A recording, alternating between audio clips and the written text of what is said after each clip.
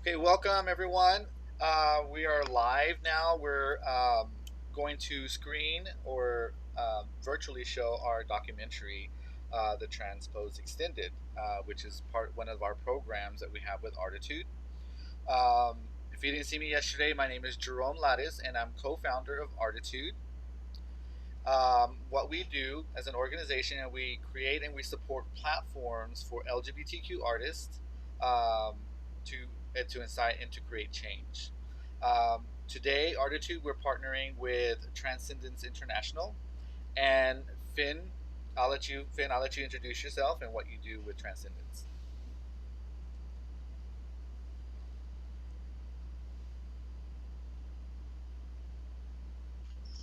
Yeah, y'all gotta remind me of these things. I'm new to all this. Right. So my name is Finn Jones. I'm the executive director and one of the founders for Transcendence International. We started in 2012 to build support groups for trans folks, anyone under the trans umbrella, and anyone under the SOFA umbrella, which is significant other family, friends, and allies. And we started with support groups. We now have five in Texas and one in Oklahoma City. And we started a group in New South Wales, Australia in 2019, actually. And this year we're set to launch in Reno, Nevada. So we've been steady busy building virtual support groups since the quarantine happened. And we launched our first one last night. We're very proud of the work we've done to try and get all of our platforms on virtual platform in a safe manner to protect our community members. Good. Well, thank you, Finn, for being here this evening. I do want to. Artitude has partnered with Transcendence on several occasions. For our first documentary, Transpose, where it was a Mhm. guerrilla style documentary where we sent questions and people videoed themselves and submitted their responses. And then for this documentary as well, Transcendence has been amazing at helping us find individuals and families to who want to be part of this part of our documentary. So we thank you, Finn, Thank- for all the support that you've given us. But abs- just a little kind of what Transpose Extended is. It just captures the day-to-day lives of several transgender families by catching a glimpse of their challenges and their triumphs. So that's what we were doing um, for with this documentary. And so a lot of those who we interviewed are from the Dallas Fort Worth area. And so what I'll go ahead and do now, I'll go ahead and start the documentary. It's about 24 minutes. After the documentary, then Finn and I will go more into what Artitude is doing and especially what Transcendence is doing. All right.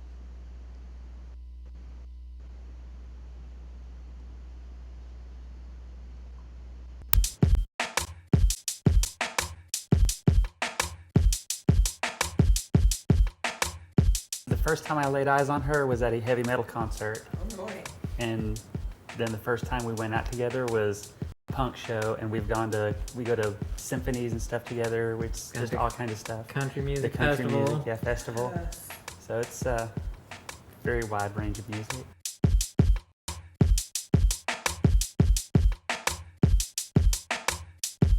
Can't hear. He can't see. He walks into walls. So things have been really good. Orion has started third grade. He's now in ukulele and enjoys that immensely. So that's his first musical endeavor. And we're um, we're moving in the court system right now. Do that again, throw that New York in there, and then I'll play off that. Can I add tacos? Sure. Hi, I'm Bella. I'm 23, born in Bronx, New York, raised in Dallas, Texas, and I'm a taco girl. I love I love you too.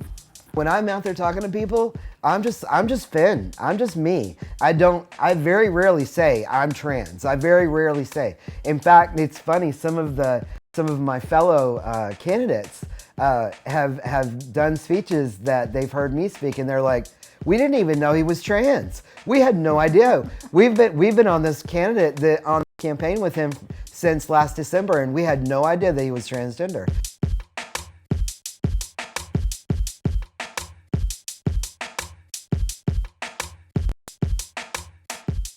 So last spring in Texas, we had a couple of bathroom bills that our Texas legislature was trying to pass. The ones in Texas would have made transgender folks go to the labeled restroom that was on their birth certificate.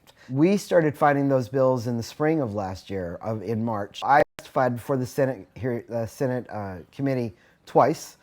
We had 1,200 people testify twice against the bathroom bills, and the Senate committee still passed them through. And because of that, one of my friends, Lee Daughtery, who is the president of Dallas Stonewall Democrats, asked me to step up and run for the Texas House of Representatives. And at first I thought he was crazy. In the long run, I said, you know what? I'm either going to win this or I'm going to lose this. And I said, whatever, I'll just throw my name in the hat. So I did. And I won my primary. So I became the very first transgender man, the very first transgender person in Texas to win a primary election for a Texas seat in the House. I work in a call center.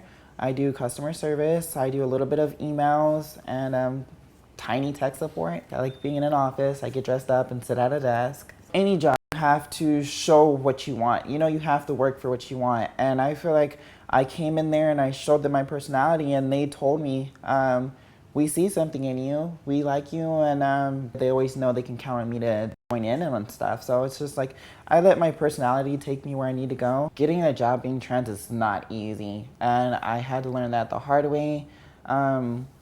It went to the point where I was trying to go to interviews dressed as a boy, like, you know, no makeup, no hair, no bra and that thing. I just had to go dressed in a long sleeve and slacks, and that was the only way I could feel like I could get into a job.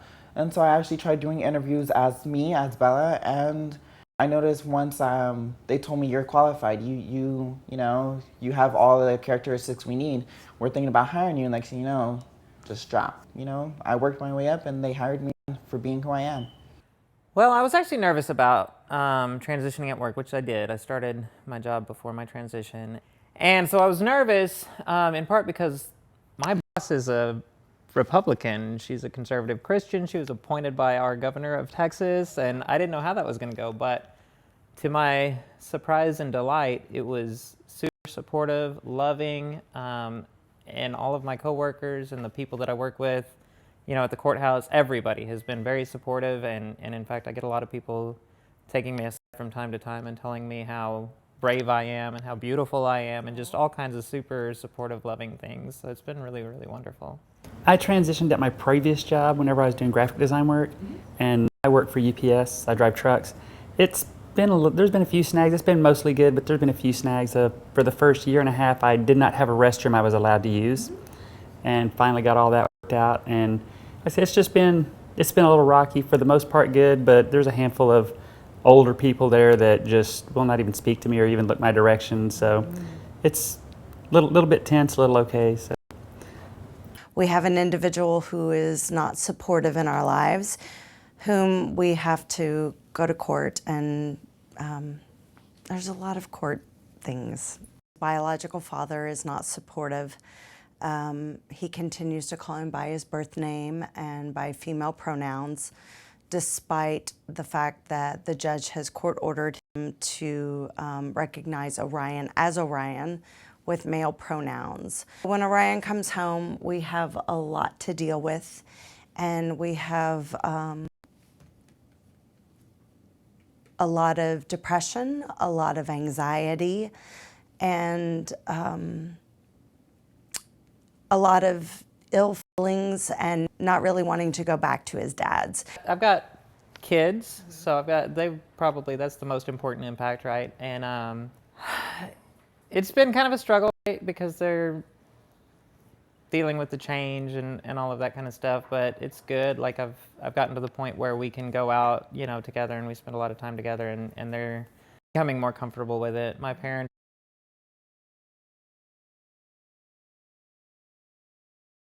go see my parents, which is unfortunate and kind of hard on me, but at least they accept me to the extent that I can still be part of the family, which is good. This is my second go around transitioning. Whenever I was in my 30s, I tried it, and I had problems with my family. My sister and my father were not having it. Right. So I stopped and lived as a boy again for 10 more years.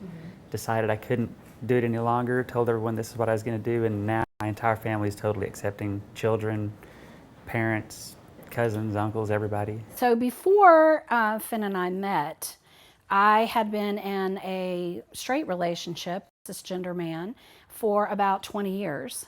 And I was very unhappy in that relationship, and I was trying to understand my own experiences and my own sexual orientation, which I was discovering, weirdly enough, in my seminary experiences. And so during that time, I realized that I might be a lesbian. And so when my husband and I split up, I decided I wanted to try dating a female. So I started dating Finn, but it turns out he was not female. We figured that out together. And then he started transitioning, and then I discovered that I'm actually bisexual. So that helped me understand myself, but it also helped support him on his journey. So I was born in a little town in West Texas. I knew kind of early on that I was very feminine and I loved being pretty and stuff like that. And that carried me all the way through high school. And I was into theater and acting. And I think the main reason for that was being somebody else. But I didn't know what transgender was at all. And I ended up hyper-masculinizing a little bit after like high school and stuff.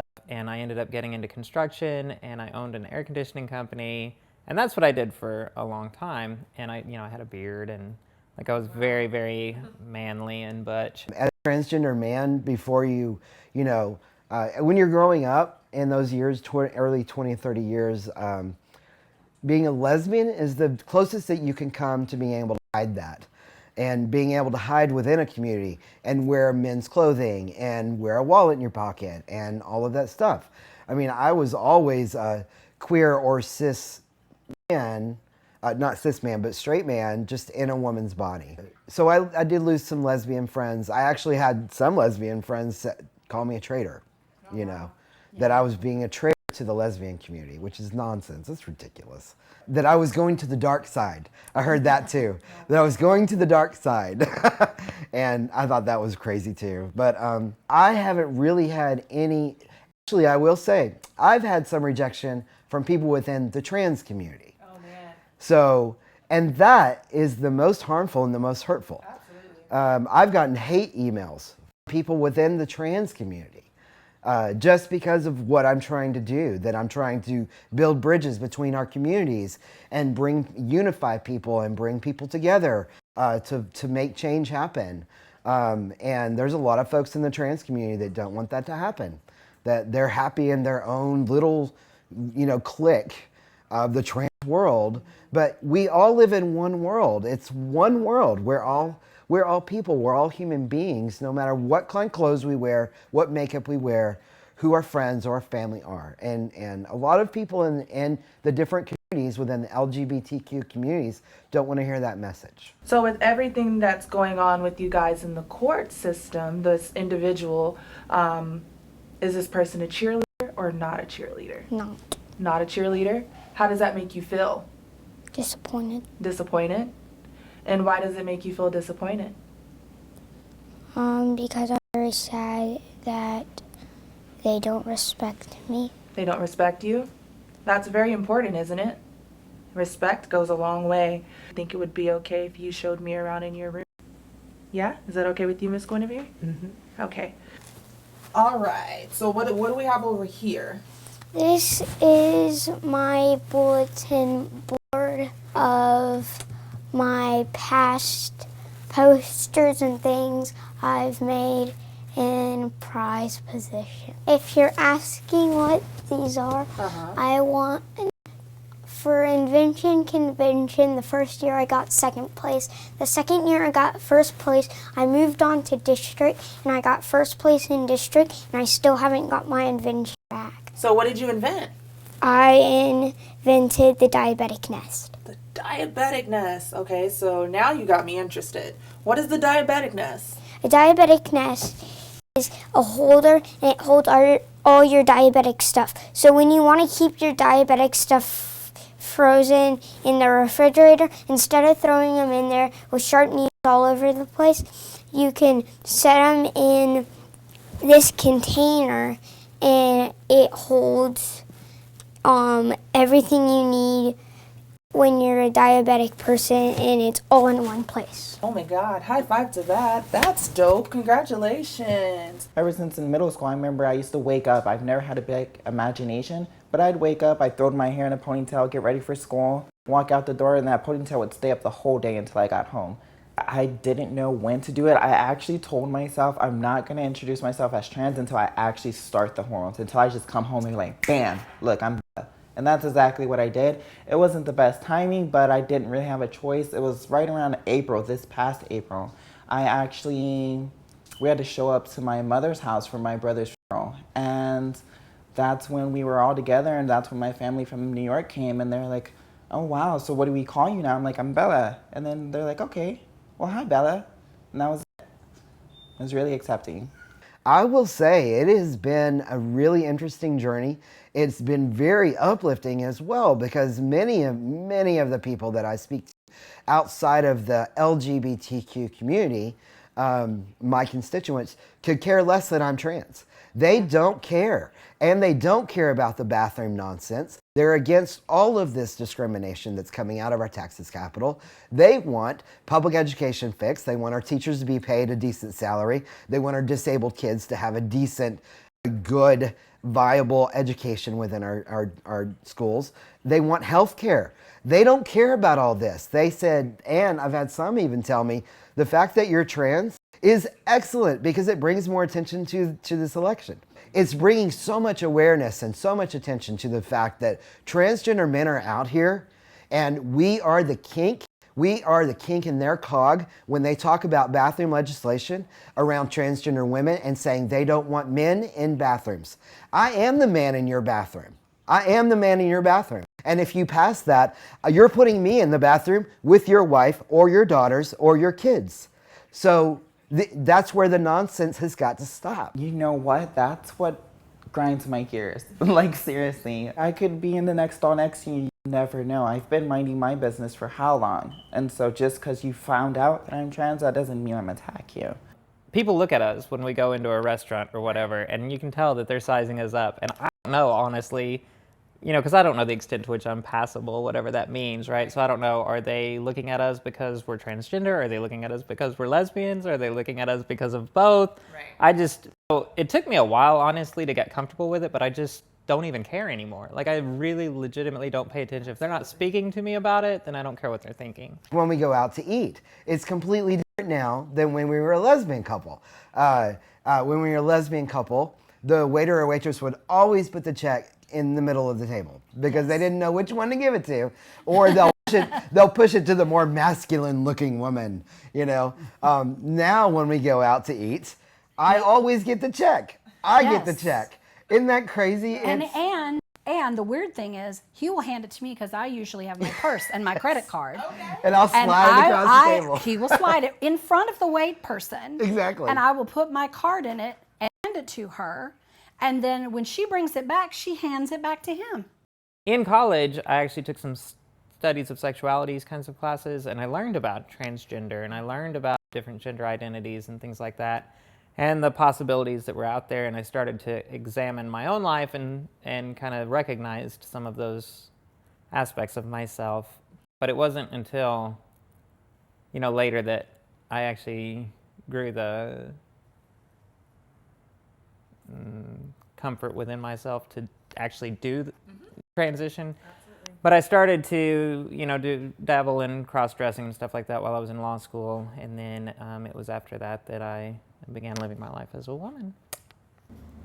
I started out, I knew from a long time that I was different. You know, I was very feminine, but in my teenage years, I decided to hypermasculine thing, and I rode BMX bikes. I worked on cars, drove muscle cars all over the place, and raced, and all kinds of crazy stuff. Rode motorcycles.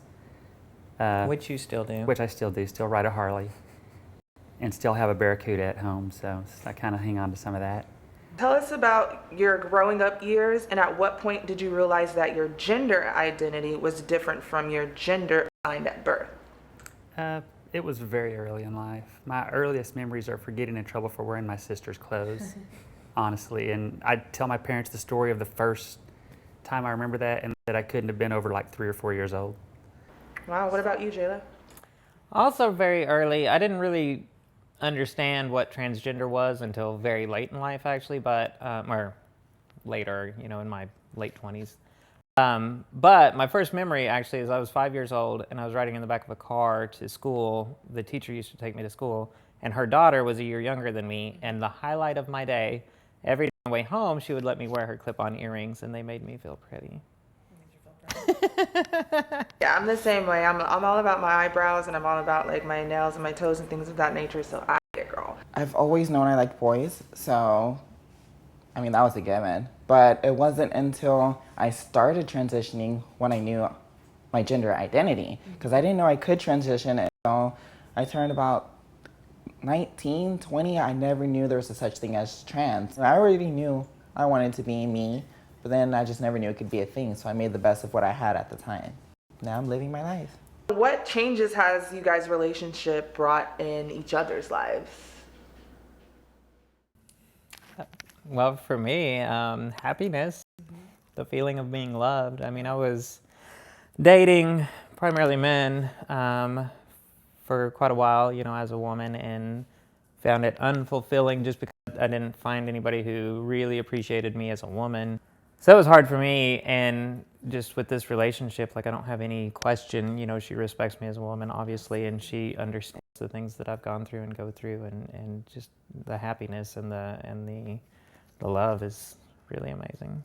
Oh my goodness, this relationship for me has been completely life altering. I can't really explain that any other way. The way I usually explain it to people is like I was in Kansas, and then my house got torn up by a tornado and plopped down in Oz, and now everything's beautiful and Technicolor, and I don't want to go home. As far as dating, I mean, just take it easy. Like, you win people over by conversation. There's no such thing as sexuality. Like, people love who they love. So I believe just be yourself and you might find your right guy. I think the most important thing is to remember that we are talking about human beings, and especially our children. This is not a choice. This is not a decision that they made. This is simply who they were born to be, and they are amazing, amazing human beings and amazing children. And there's not a right or a wrong or anything of that nature. It's simply loving a human being with who they are, where they are, and who they are going to be. There's something they need to think about, is that what they're witnessing is like a caterpillar going into a chrysalis. And what they're going to see next is the butterfly. And they got to hold on for the butterfly, because it's going to be such an amazing experience. I mean, I cannot tell you how much joy it has brought to me to see Finn blossom and grow and become his true self. I tell people all the time that Finn used to stand up talking to people with his shoulders rounded, and he would hardly speak. And now you can't get him to be quiet sometimes. And he stands like Superman, Yeah, and I keep telling parents that you're going to have that experience too. What would your message be to America and the world about transgender individuals? To not give up. To not give up? And why? If you give up, you're pretty much doubting yourself, and you won't be able to move on and become what you want to be. I think people like to paint with a wide brush when they're looking at groups of communities in the world, and they think that all transgender people are this, that, or the other thing, and we are not. And I think that we need a little bit more love and understanding and respect, and we're not asking for anything. We're just trying to live our lives. Trans awareness in 2018, I believe it's more of you're going to see us anywhere you go. Like, you're not going to kill us all off. We watch a lot of British TV, and we noticed on British TV, they don't mention the fact that it's a gay couple or it's a lesbian person. No. They just treat it as any other couple. And if we actually did that in the United States and we didn't bring attention to the fact that it's a trans person or a lesbian couple or a gay couple, if we didn't bring attention to it, I think we could normalize things a little bit more. 57% of transgender individuals attempt suicide, not because they're transgender. It's because they do not have the support system. And if they simply had the support system around them, it drops to 4%. The national average is 3.7. My message for anybody who's an upcoming trans woman and about to start her transition or interested in starting her transition, I suggest you do your research, you do your counseling. Do not skip the counseling and just do black market. To each their own, but I think it's best. It helps you find true you, because there are other things than just changing the look of yourself. It is an emotional roller coaster because you are on estrogen, you're taking hormones. It's just something you got to be prepared for. Don't do it unless you're doing it for yourself. If you're doing it for yourself, you're all the motivation you need. Be you, and I think things get a lot easier. Once you start showing that true authentic self, that joy, and just everything starts coming out. She's seen me go from a depressed, alcoholic, homeless at one time person to now having my own nonprofit organization and running for office. That's a success story. You're doing a very good job at helping a lot of people understand that and not giving up on themselves. Do you understand that, right? Kudos to you for that. That's a very big accomplishment, because not everyone is brave enough to do the things that you do. Open your door. That's all I gotta say. It's all about unconditional love. It's all about unconditional love.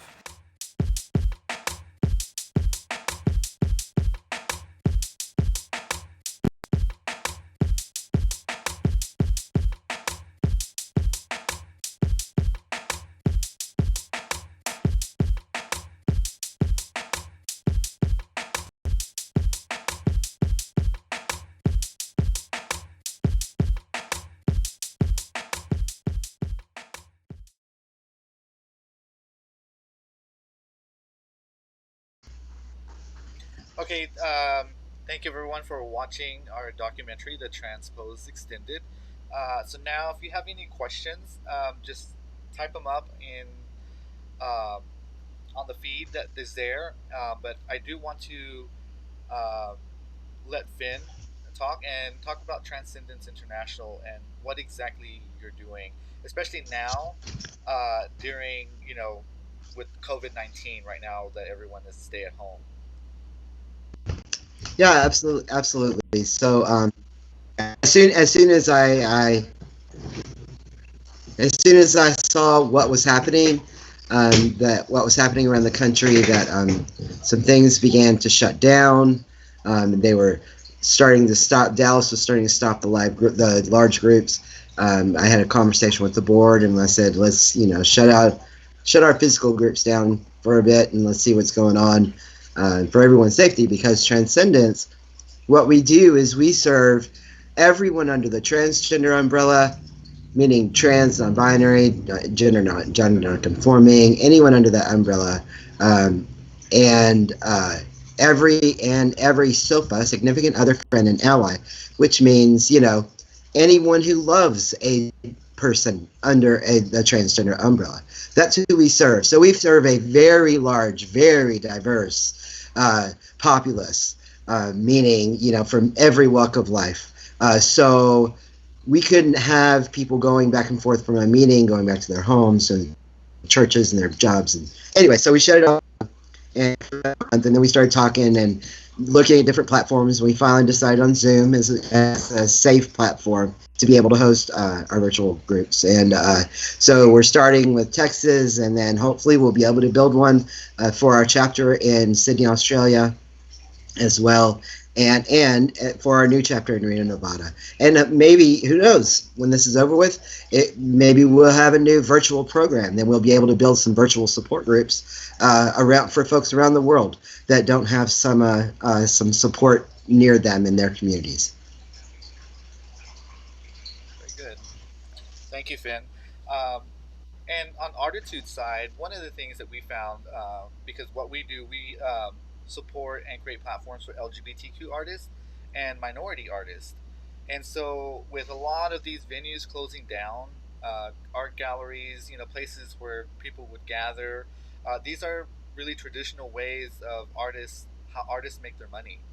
The selling their artwork, showing their artwork, performing, these kinds of things. So a lot of many artists, LGBT artists, minority artists, have been really affected by this with loss of income. So one thing, two of the things that we've done with Arttitude, we've created a way where people can donate to Arttitude, Mhm. and then from there we can help financially with other artists. Another way is these live broadcasts, educating people still within the community. Uh, Transpose, Transpose Extended is here to educate the community on the trans experience. Um, I myself I am not trans. I am a cisgender gay man. But Krista De La Rosa, who is a trans woman, is the person who leads this program. Um, but when we first started with Transpose, a lot of those bathroom bills were coming out. Do you remember that, Finn? Oh yeah, And oh, vividly. yes, and what was in my mind, what was going on is that we had to flip the dialogue, because a lot of what was happening, the media was creating the conversation. And so with the first Transpose, we allowed um, each individual to answer questions how they felt they needed to answer them, about their their experience, what they've experienced, and how they feel about themselves in that documentary. And really, that's really what we flip. We flip the lens. So instead of media and other people controlling the conversation, we turned it around and allowed the community, especially the trans community, to use their voice to talk about what they experience and what's true to them. So Right, that's what's really important about our documentary, is really allowing people to have a voice, and have the courage to speak their voice. There's right. and so whoever watches these documentaries, it's really educational, because you learn from different experiences, different walks of life. And so that's what we try to do here at Arttitude, is to educate. And then we have, if you go to our website at arttitude.org, we have multiple programs. We have a Latinx queer art exhibit. We have a Black education concept program that we have. We have an online publication, so any artist you can submit. And right now we are also on Tuesdays and Thursdays. We're broadcasting live artists who show their work, who demonstrate their work, who talk about their work. So another way to for artists to show their work, and hopefully people will like what they see and maybe purchase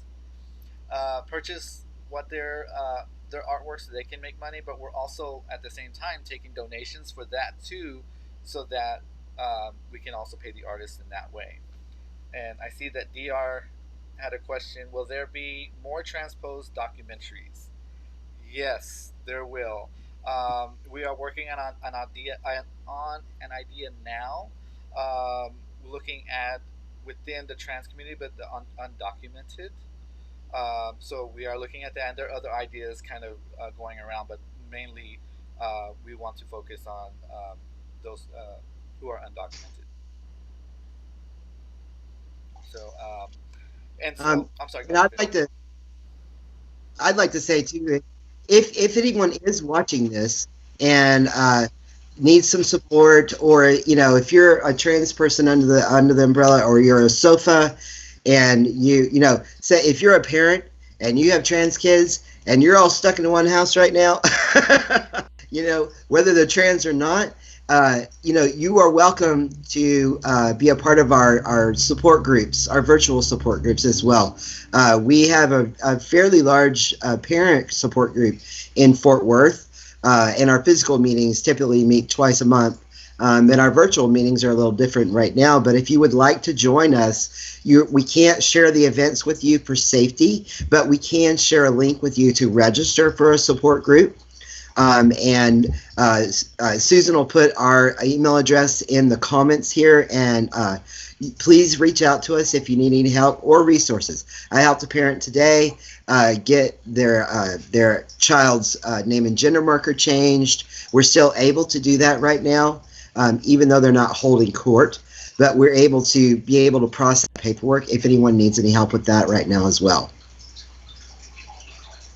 And when I spoke to Finn about going live with the documentary, another reason for this is because both of our organizations, we have amazing programs that we do helping the LGBT community.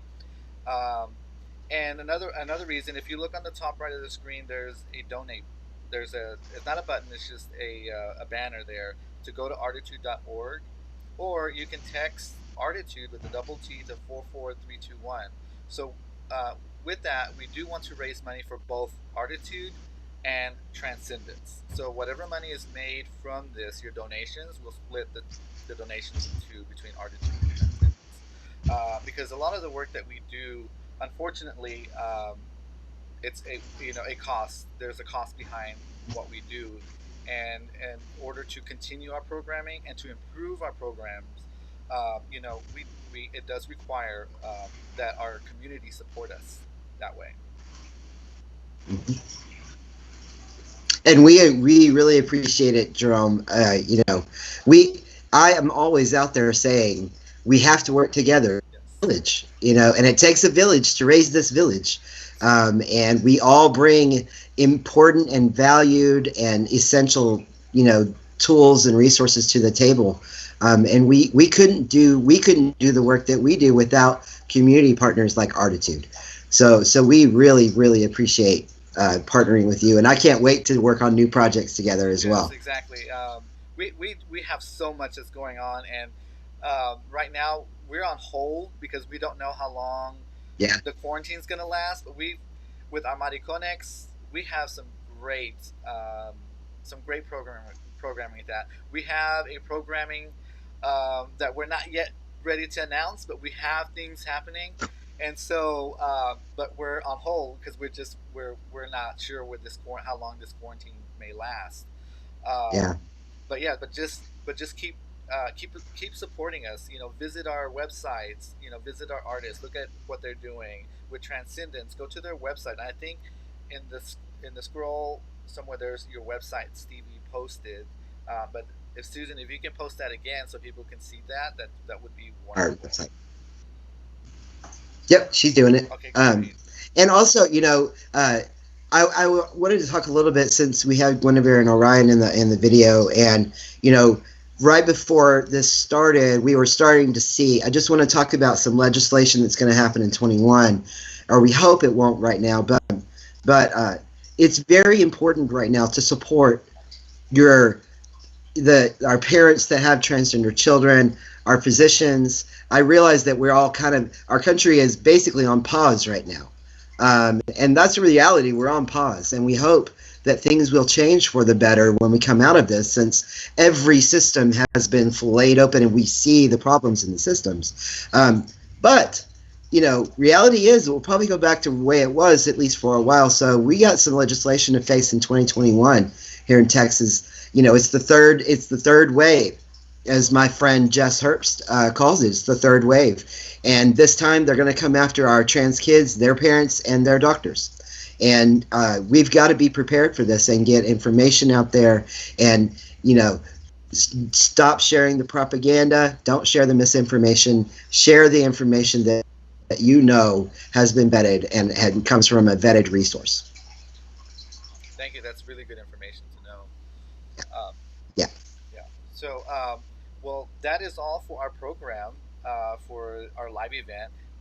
Finn, thank you very much for being here and for participating. And I know Susan is in the background. Thank you, Susan. Yep. Very much. We appreciate y'all. She's so kind. And we look forward to continue working with you and Transcendence in the future. So yes, absolutely. Thank you, Jerome. And hi, Stevie. I know you're back there somewhere. I love you both. Thank you so much. Bye bye, and have a good evening, everyone, and be safe.